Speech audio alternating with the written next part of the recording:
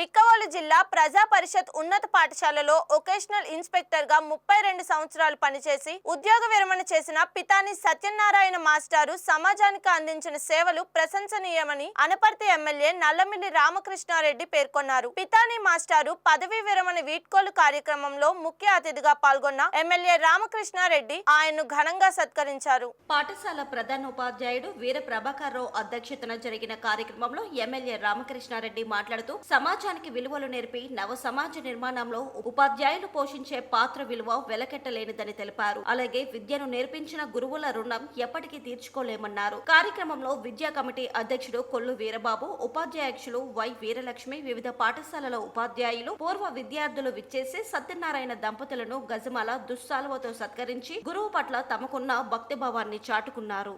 మరి ఒక ఉపాధ్యాయుడు అనేది చాలా గురుతరమైన బాధ్యత. ఈ సమాజంలో రెండు అతి ముఖ్యమైనవి, అతి కీలకమైనవి, అతి గౌరవింపదగ్గవి వృత్తులు.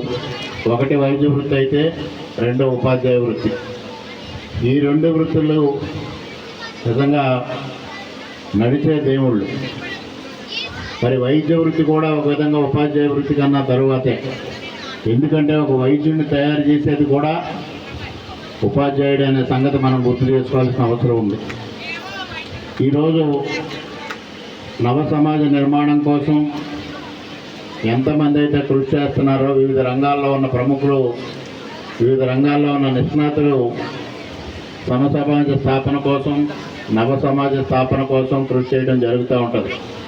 కానీ వారందరినీ తయారు చేసేది ఉపాధ్యాయులు అనే సంగతిని మనం గుర్తు చేసుకోవాల్సిన అవసరం ఉంది.